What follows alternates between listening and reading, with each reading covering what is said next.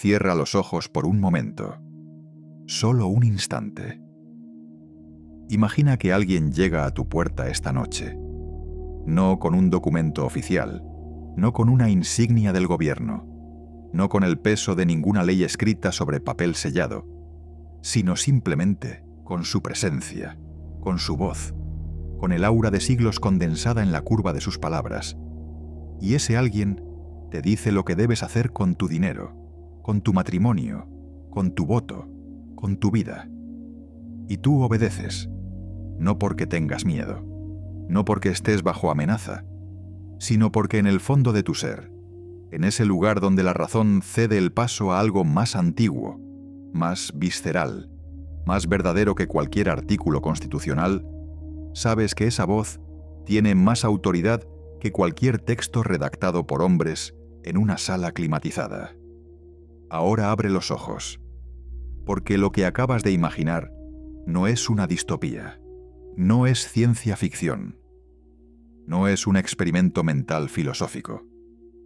Es la realidad cotidiana de cientos de millones de personas en este planeta. Hoy, ahora mismo, en este preciso segundo, mientras tú lees esto. Y la pregunta que nadie se atreve a formular en voz alta, la pregunta que los politólogos evitan en sus tesis doctorales, que los juristas esquivan en sus conferencias, que los medios de comunicación empaquetan en eufemismos cómodos, es esta. ¿Por qué en ciertos rincones del mundo la palabra de un solo hombre, un clérigo, un sabio religioso, un imán, pesa infinitamente más que toda una constitución escrita, que toda una arquitectura institucional construida durante generaciones? ¿Por qué el papel tiembla ante la fe? Esta no es una pregunta simple. Esta es la pregunta que atraviesa como una lanza el corazón de todo lo que creemos saber sobre el poder, sobre la legitimidad, sobre la naturaleza humana y sobre el contrato social que supuestamente nos mantiene civilizados. Y en el transcurso de esta hora vamos a descender juntos.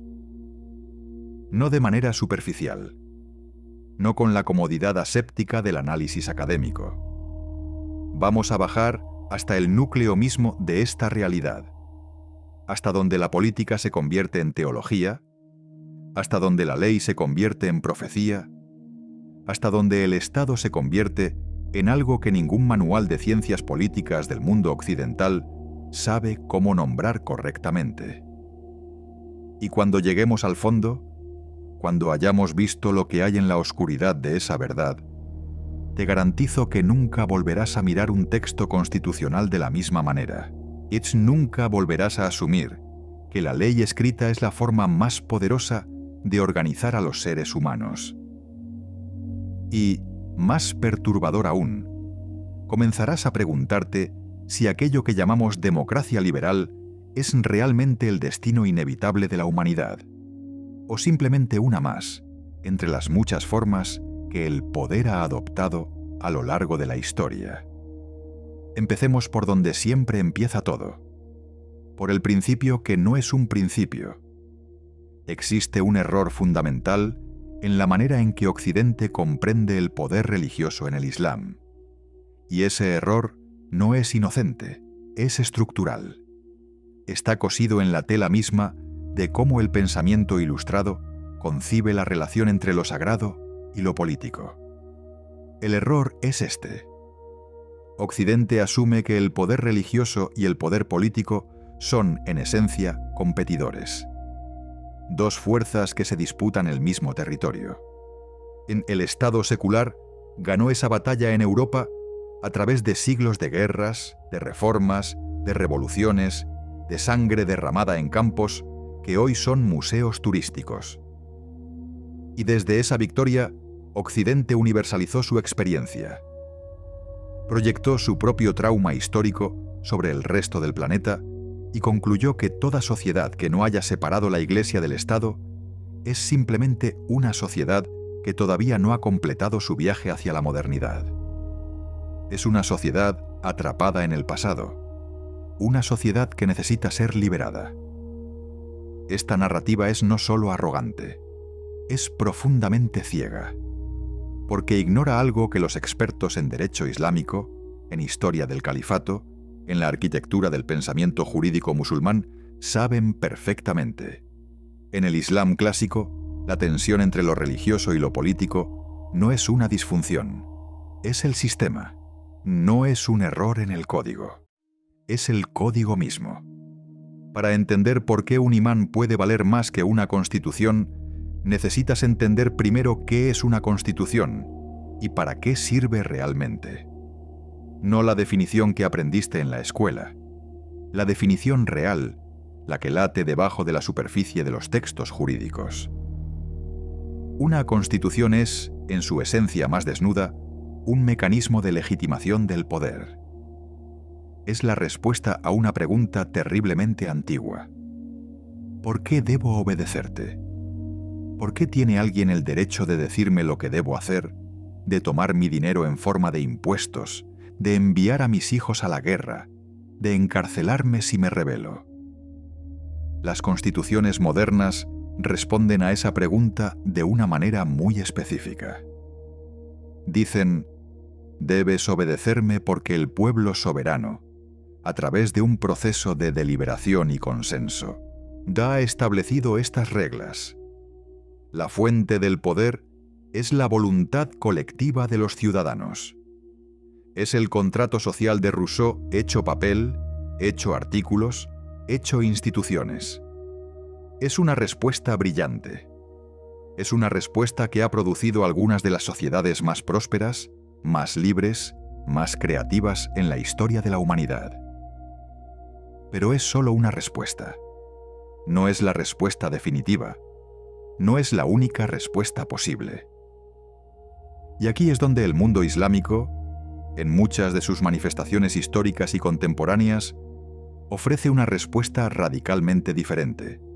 Una respuesta que no es inferior ni primitiva, sino simplemente construida sobre premisas ontológicas distintas. La respuesta islámica a la pregunta de por qué debo obedecerte es esta. Debes obedecer porque esta ley no viene de los hombres. Viene de Dios. Y si viene de Dios, ningún parlamento tiene autoridad para cambiarla. Ningún referéndum puede derogarla. Ninguna mayoría puede votarla fuera de existencia. La Sharia, en su concepción teológica más pura, no es un código legal en el sentido en que Occidente usa esa palabra. Es la voluntad divina cristalizada en normas. Y ante la voluntad divina, la voluntad humana, por muy democráticamente expresada que sea, simplemente no tiene la misma categoría ontológica. No compiten en el mismo nivel. Es como comparar el peso de una pluma con el peso de una montaña. No son la misma clase de cosa. Ahora bien, alguien en este punto podría levantar la mano y decir, pero eso también lo afirman el Papa, los rabinos, los obispos anglicanos, los líderes de cualquier religión del mundo. ¿Por qué el Islam presenta este fenómeno de manera tan diferente, tan más intensa, en tan más políticamente consecuente? Y esa es exactamente la pregunta correcta. Esa es la pregunta que nos llevará más profundo. Porque la diferencia no está solo en el contenido de la fe. Está en la arquitectura interna del Islam como sistema jurídico, político y espiritual.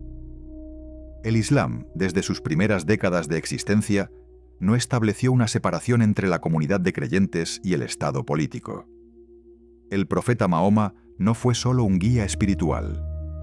Fue un legislador, un juez, un comandante militar, un gobernante de una ciudad-estado en Medina.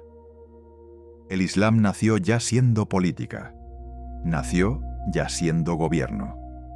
La separación entre lo sagrado y lo secular que Europa tardó 1000 años en lograr, y lo logró a través de un trauma civilizatorio sin precedentes, en el Islam nunca ocurrió porque nunca fue parte del diseño original. Y esto significa algo de una importancia casi imposible de exagerar. En el mundo islámico clásico, la figura del jurista religioso, del ulema, del imán con autoridad de interpretación jurídica, no es solo un líder espiritual. Es el guardián de la única fuente legítima de derecho que existe. Es el intérprete de la voluntad de Dios en asuntos que van desde el matrimonio hasta la guerra, desde el comercio hasta la sucesión política. Y esta figura, este rol, esta función, no tiene equivalente real en ninguna otra tradición jurídico-política del mundo contemporáneo. Ahora necesitamos descender un nivel más. Necesitamos tocar algo que la mayoría de los análisis políticos evitan como si quemara. Porque tocar esto significa incomodar narrativas que mucha gente tiene interés en preservar intactas. Hablemos de Irán. No de la Irán de los titulares de los periódicos, no de la Irán de las sanciones económicas y los programas nucleares.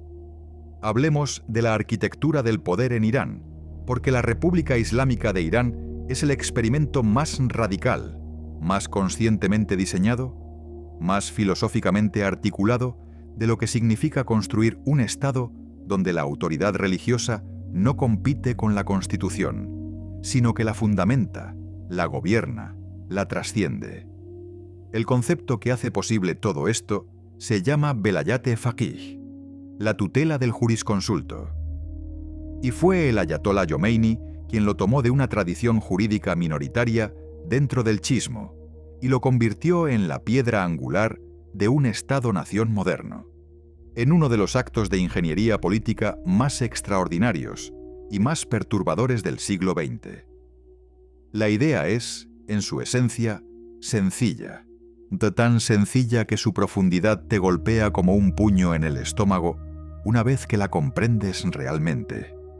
La idea dice así: en ausencia del imán oculto, el 12º imán que según la teología chií está en ocultación esperando su retorno al final de los tiempos, la autoridad política suprema debe recaer en el jurista islámico más sabio, más justo, más profundo en su comprensión de la Sharia.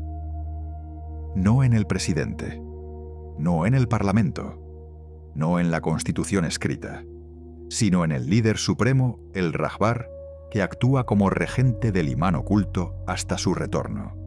La constitución iraní existe, tiene artículos, tiene instituciones, tiene un presidente elegido por voto popular, tiene un parlamento. Pero sobre todo eso, por encima de todo eso, existe una autoridad que la propia Constitución reconoce como superior a sí misma. El líder supremo puede disolver instituciones, puede vetar candidaturas presidenciales, puede determinar las políticas generales del Estado, puede comandar las Fuerzas Armadas, y su autoridad no deriva del voto popular. Deriva de su sabiduría jurídica islámica. Deriva, en última instancia, de Dios. Esto no es una anomalía histórica. No es una distorsión temporal de un sistema que eventualmente se corregirá a sí mismo y convergirá hacia la democracia liberal occidental. Esto es el sistema funcionando exactamente como fue diseñado. Y el hecho de que la mayoría de los observadores occidentales no puedan verlo así, de que insistan en catalogarlo como una dictadura disfrazada de teocracia o una teocracia accidentalmente convertida en dictadura, revela más sobre los límites del pensamiento político occidental que sobre las contradicciones internas del sistema iraní. Pero Irán no es el único ejemplo. Irán es el más dramático, el más explícito, el más constitucionalmente articulado. Pero el fenómeno de la autoridad clerical, que supera en influencia real a las instituciones formales del Estado, se manifiesta de formas distintas en docenas de países, en contextos sunitas, en contextos chiitas, en monarquías del Golfo, en repúblicas del Magreb, en estados fallidos del Sahel, en democracias imperfectas del sudeste asiático. En Arabia Saudita, el pacto entre la Casa de Al Saud y los ulemas wahabitas es el verdadero fundamento del Estado. No la ley del reino, no el decreto real como abstracción, sino ese pacto específico, histórico, sellado en el siglo XVIII entre Muhammad ibn Saud y Muhammad ibn Abd al-Wahhab, un acuerdo donde la familia real obtiene legitimidad política a cambio de conceder a los clérigos el control sobre la educación, la moral pública, el derecho de familia. La Constitución de Arabia Saudita es el Corán y la Sunna del Profeta. No hay texto separado que intente superar o reemplazar a las fuentes sagradas. El rey gobierna, pero gobierna dentro de los límites que definen los ulemas. Y cuando los ulemas dicen que algo es haram, que algo viola la sharía, el rey no puede simplemente ignorar esa declaración, como un político occidental ignoraría la opinión de un obispo en una democracia secular. La declaración clerical tiene peso institucional, tiene consecuencias políticas reales, tiene la capacidad de desestabilizar legitimidades. Y aquí hay que hacer una pausa. Hay que respirar. Porque en este punto, muchos espectadores que vienen de tradiciones políticas liberales sienten una incomodidad específica. Sienten el impulso de decir, sí, pero esto es opresión. Esto es la religión usada como instrumento de control. Esto priva a la gente de su autonomía, de su capacidad de autodeterminarse como sociedad. Y esa incomodidad es legítima. Esa crítica tiene sustancia. Los sistemas donde el poder religioso no tiene contrapesos pueden, y frecuentemente, producen injusticias brutales. La persecución de minorías, la subordinación de las mujeres, la criminalización de la disidencia intelectual, el silenciamiento de la duda. Estas no son abstracciones, son realidades vividas por millones de personas. Y no vamos a suavizarlas ni a cubrirlas con el barniz del relativismo cultural complaciente. Pero aquí está la trampa en la que caemos si nos detenemos en ese punto de incomodidad y nos negamos a descender más. La trampa es asumir que el problema es la religión como fuente de autoridad política. Que si simplemente separáramos la religión del Estado en todos estos países, el resultado sería libertad, prosperidad, justicia. La historia del siglo XX desmiente esa suposición con una ferocidad devastadora. Recuerda lo que pasó en Irán antes de la Revolución Islámica. El Shah Mohammad Reza Pahlavi era un modernizador secular. Implementó la Revolución Blanca, un programa de reformas que incluía derechos de voto para las mujeres, redistribución de tierras, industrialización forzosa. Era exactamente el tipo de líder que los teóricos de la modernización predecían como el futuro inevitable de las sociedades islámicas. Y fue derrocado por una revolución popular que lo reemplazó con una teocracia.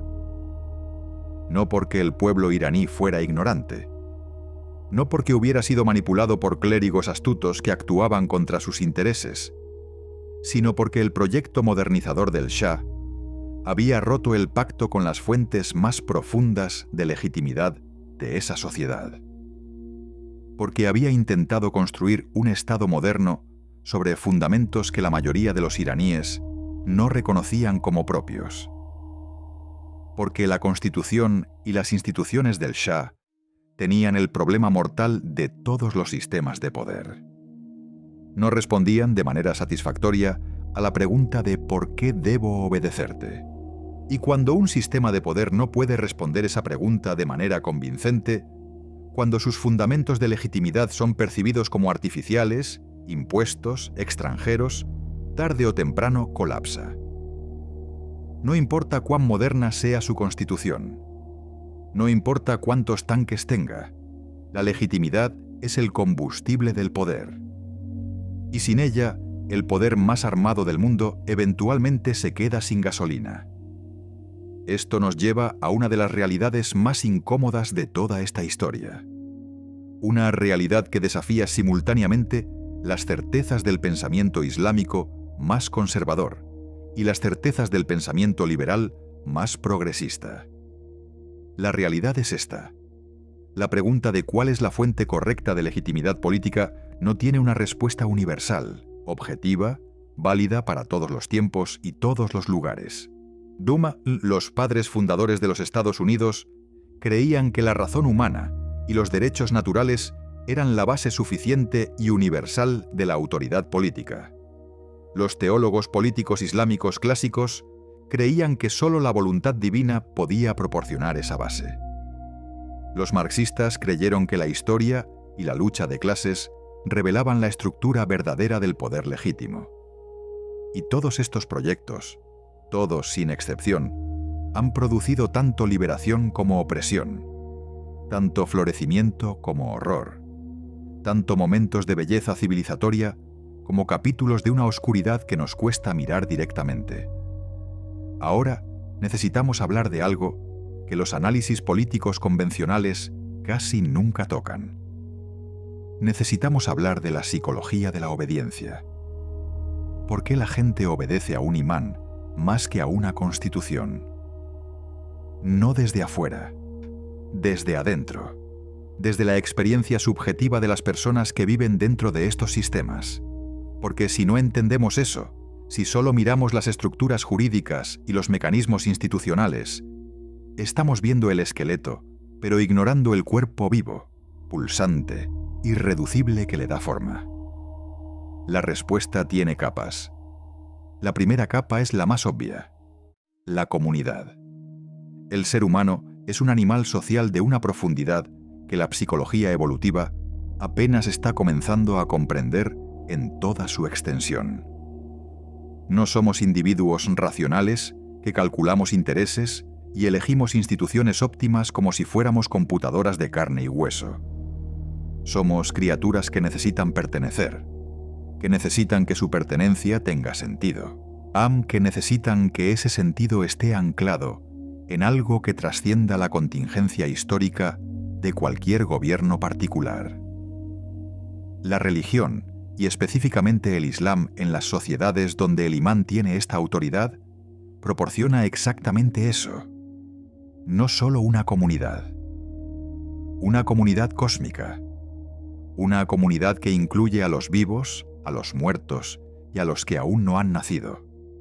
Una comunidad definida no por el accidente geográfico del nacimiento en un estado-nación particular, sino por la elección sagrada de la fe. La Umma, la comunidad de todos los creyentes, no tiene fronteras, no tiene pasaporte, no tiene visa. Y el imán es, en cierta medida, el punto de articulación visible, presente, accesible de esa comunidad infinita. Cuando el imán habla, no habla solo como individuo. Habla como nodo en una red que se extiende hacia atrás hasta los compañeros del profeta y hacia adelante hasta el fin de los tiempos. Eso es algo que ninguna constitución, por más brillantemente redactada que esté, puede replicar. La segunda capa es más oscura y más honesta.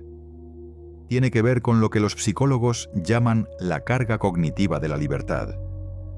Erich Fromm lo articuló con una precisión que todavía duele leer décadas después de que lo escribió. Los seres humanos con frecuencia huyen de la libertad.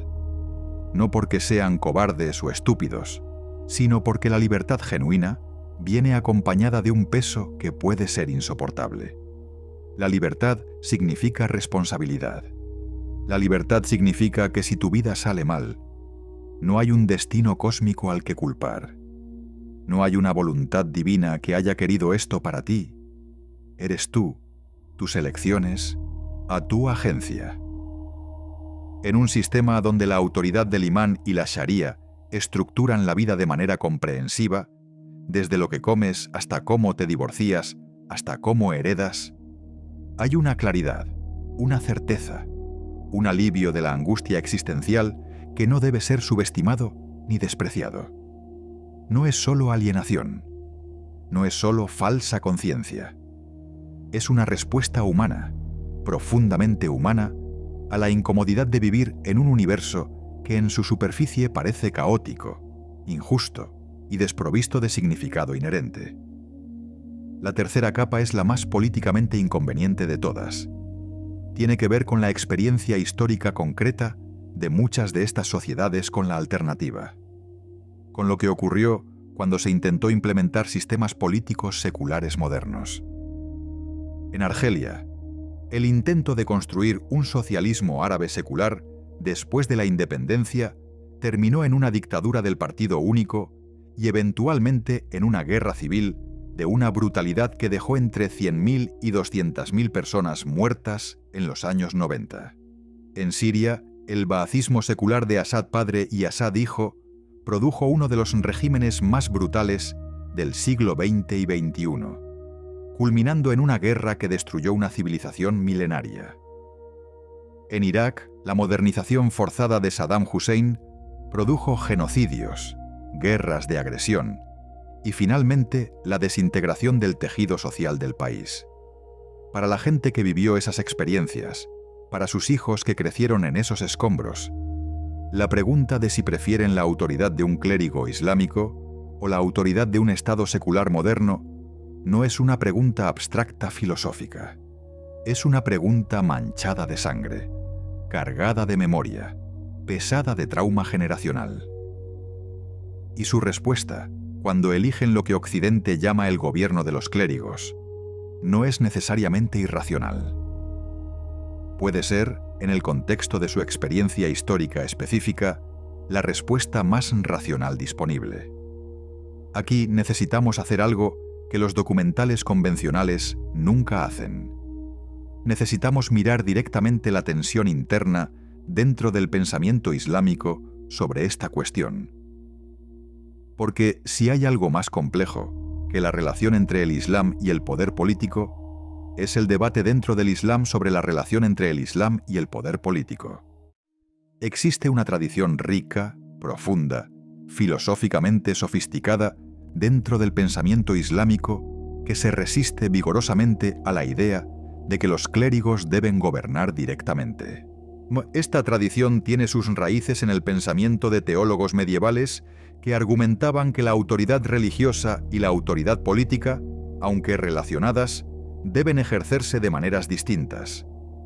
Tiene continuadores modernos brillantes, pensadores como Ali Abd al-Razik en Egipto, que en los años 20 escribió un texto devastadoramente polémico, argumentando que el califato no era una obligación islámica, sino una construcción política histórica contingente. Que el profeta Mahoma era un enviado espiritual, no el prototipo de un gobernante político que todos sus sucesores deben imitar. Abd al-Razik fue perseguido por esas ideas. Le quitaron su título de ulema.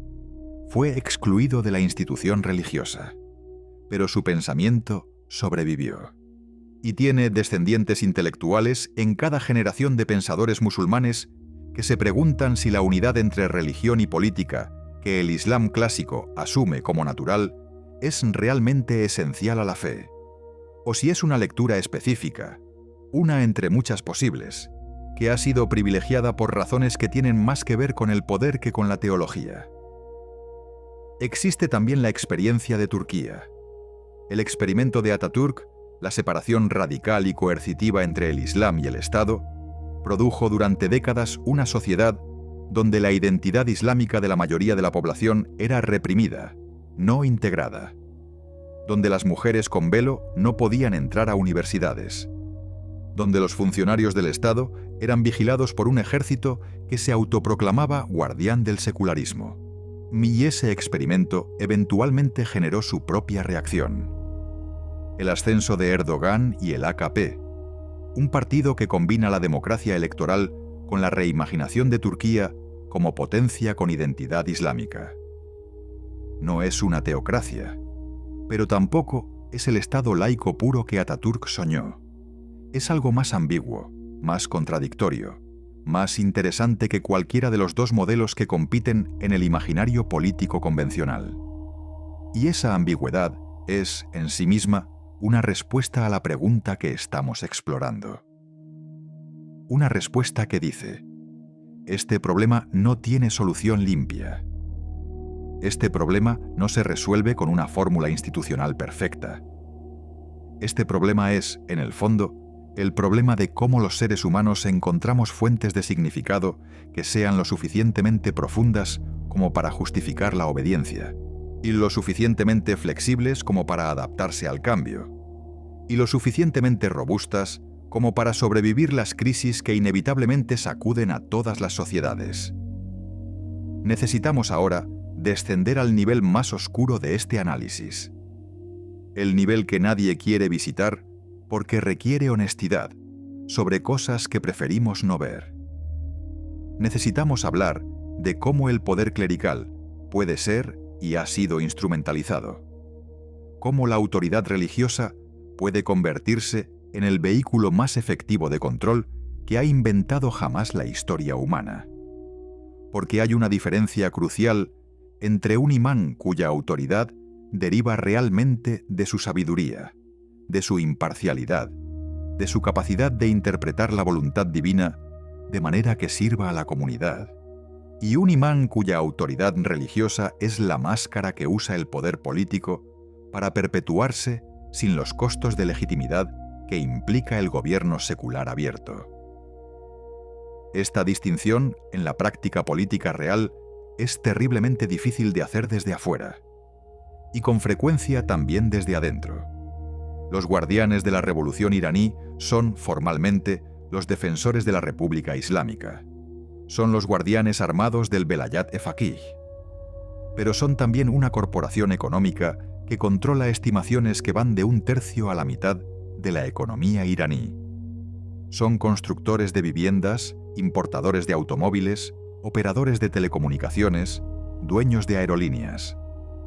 Su interés en preservar el sistema no es solo teológico, es material, es financiero. Es la diferencia entre el poder y el no poder en el sentido más mundano y más crudo de esas palabras.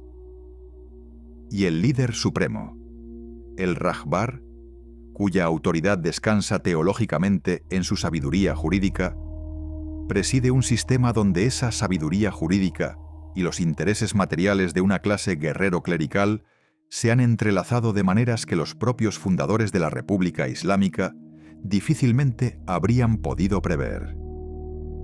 Esto no invalida el sistema en sus propios términos teológicos, en la misma medida en que la corrupción de políticos individuales no invalida la democracia como sistema de gobierno, pero sí revela algo que es absolutamente esencial para esta historia, que el poder tiende siempre, en todos los sistemas, a buscar justificaciones para perpetuarse, y que la justificación religiosa es, desde el punto de vista de la efectividad del control, la más poderosa que existe.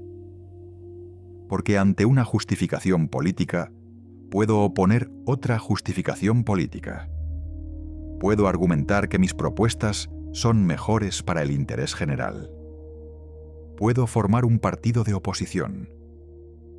Puedo organizar una huelga.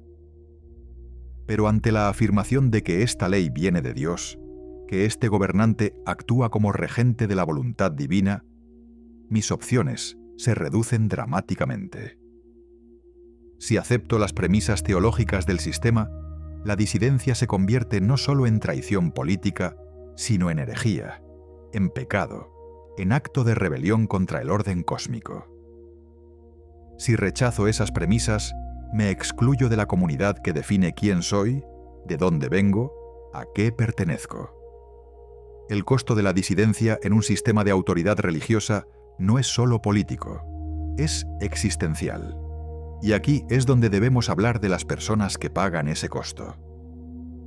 Las personas que dentro de las sociedades donde el imán vale más que la Constitución, han decidido que la verdad que perciben sobre su situación es más importante que la seguridad de la conformidad. Los disidentes iraníes que se manifestaron en las calles en 2009, en 2019, en 2022, que gritaron Zan, Zendegi, Azadi, mujer, vida, libertad, no lo hicieron porque fueran agentes de una conspiración extranjera. No importa cuánto repita esa narrativa la maquinaria de propaganda del Estado. Lo hicieron porque son seres humanos que tienen una percepción de su propia dignidad que el sistema no puede finalmente aplastar.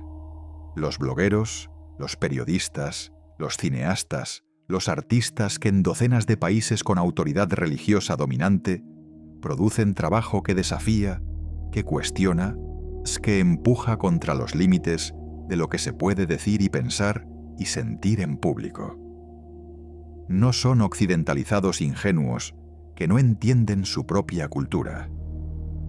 Son, muchos de ellos, personas profundamente enraizadas en sus tradiciones, que simplemente se niegan a aceptar que la voluntad de Dios coincide tan conveniente y completamente con los intereses de los hombres que afirman interpretarla.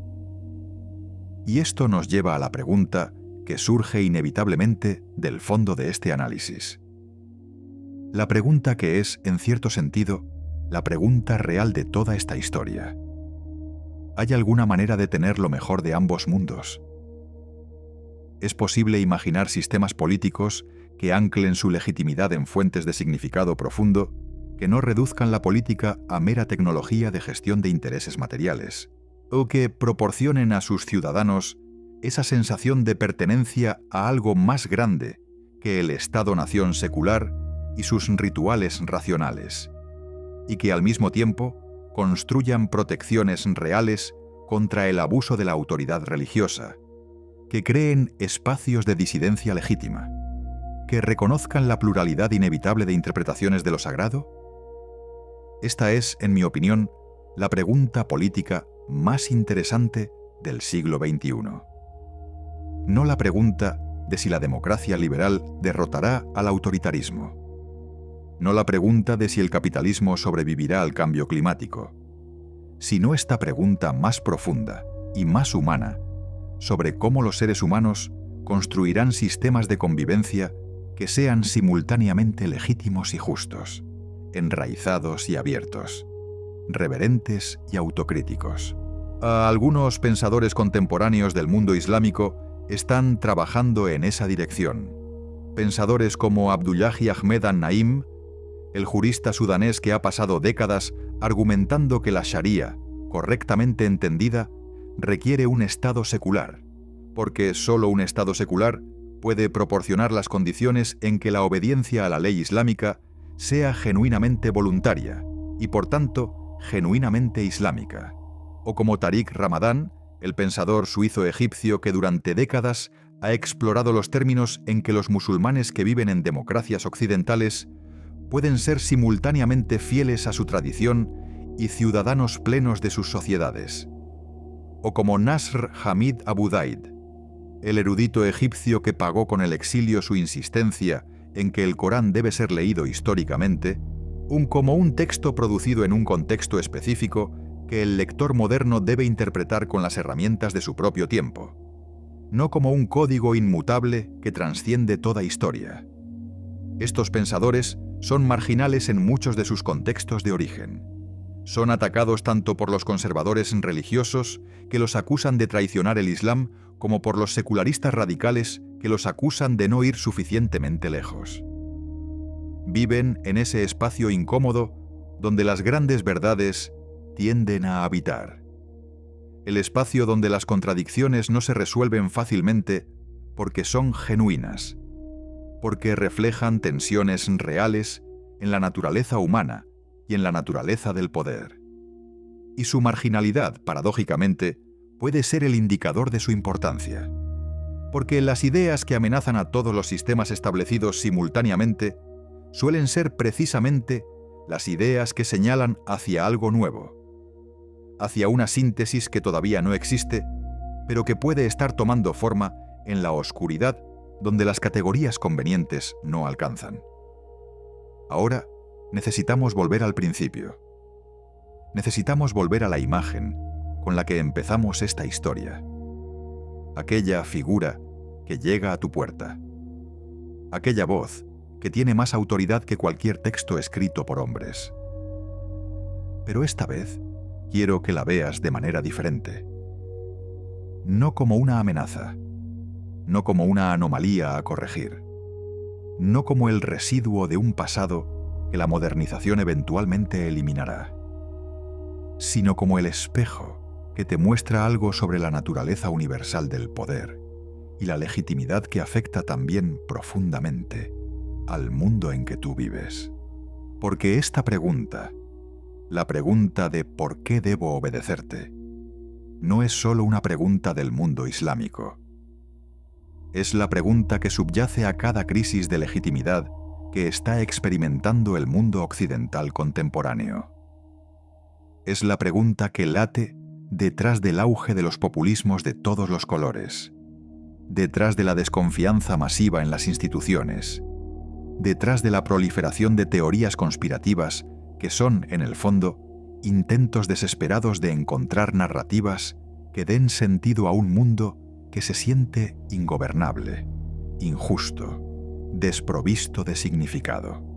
Cuando millones de personas en democracias liberales maduras dejan de votar, cuando expresan un cinismo profundo hacia todos los partidos políticos, cuando buscan figuras de autoridad que hablan un lenguaje más visceral, más total, más prometedor de certeza y de pertenencia que el lenguaje tecnocrático de los gestores del Estado moderno, están expresando en su propio código cultural la misma hambre que llevan otras personas en otros lugares a buscar en la figura del imán una autoridad que ninguna constitución puede finalmente proporcionar.